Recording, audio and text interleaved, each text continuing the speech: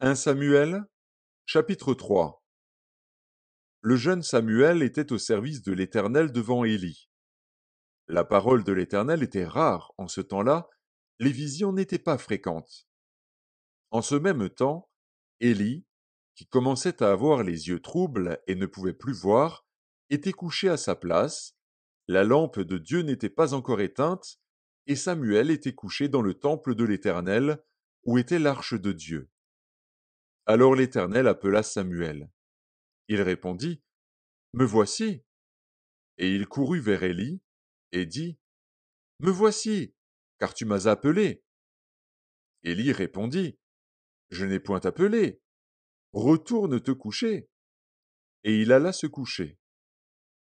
L'Éternel appela de nouveau Samuel. Et Samuel se leva, alla vers Élie, et dit, Me voici, car tu m'as appelé. Élie répondit, Je n'ai point appelé, mon fils. Retourne te coucher.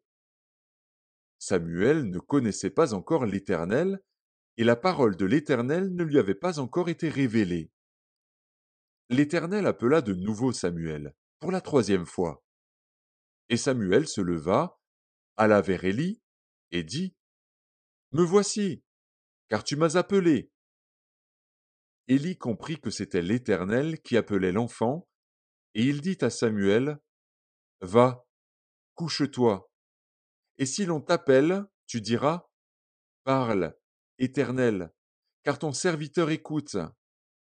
Et Samuel alla se coucher à sa place. L'Éternel vint et se présenta, et il appela comme les autres fois. Samuel, Samuel.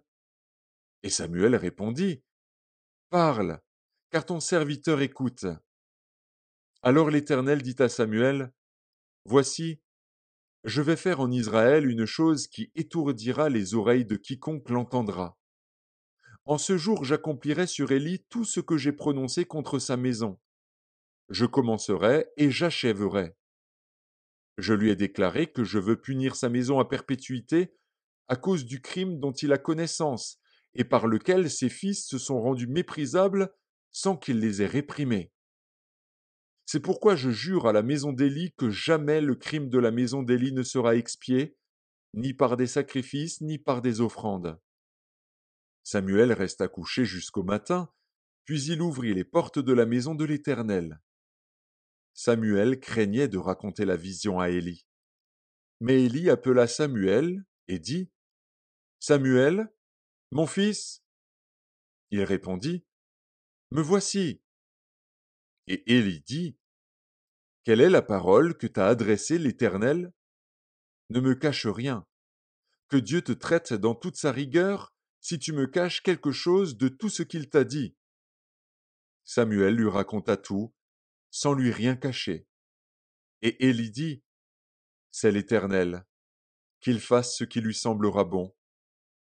Samuel grandissait, l'Éternel était avec lui, et il ne laissa tomber à terre aucune de ses paroles.